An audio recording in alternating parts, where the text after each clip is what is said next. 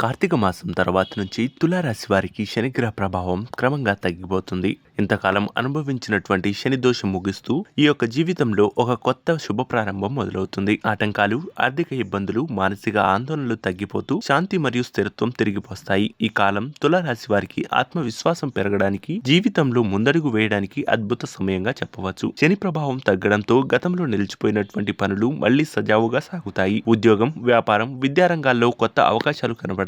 కుటుంబం సంబంధాలలో కూడా మెరుగుదల కనిపిస్తుంది. ఆధ్యాత్మికంగా ఈ సమయం చాలా శక్తివంతమైనదిగా తులారాశి వారికి చెప్పవచ్చు. శివారాధన, హనుమాన్ సేవ, శనిగ్రహ జపం చేస్తే మరింత శుభ ఫలితాలను పొందుకునేటువంటి అవకాశం ఈ రాశి వారికి ఉండవచ్చు. మీ కర్మకు తగిన ఫలితాలు ఇప్పుడు లభిస్తాయి. కార్తీక మాసం అనంతరం శుక్రుడు ఇక మీ యొక్క రాశిలో బలపడడం వల్ల తులారాశి వారికి సౌభాగ్యం, సంతోషం, ప్రేమలో విజయాలు లభిస్తాయి. వివాహం, సంతానం, కొత్త ప్రాజెక్టులతో శుభ సమాచారాలు వచ్చే సూచనలు ఉన్నాయి. ఇకపై అడ్డంకిగా కాకుండా మీ కృషికి తగిన ప్రతిఫలాలు ఇచ్చే స్థితికి వస్తాడు. అందువల్ల తులారాశి వారు ధైర్యంగా ముందుకు సాగండి. గతంలో మీకు ఉన్నటువంటి ఇబ్బందులు గాని, ఇక ఎటువంటి మానసిక ఇబ్బందులున్నా సరే వాటన్నిటిని పక్కన పెట్టి ముందడుగు వేయండి.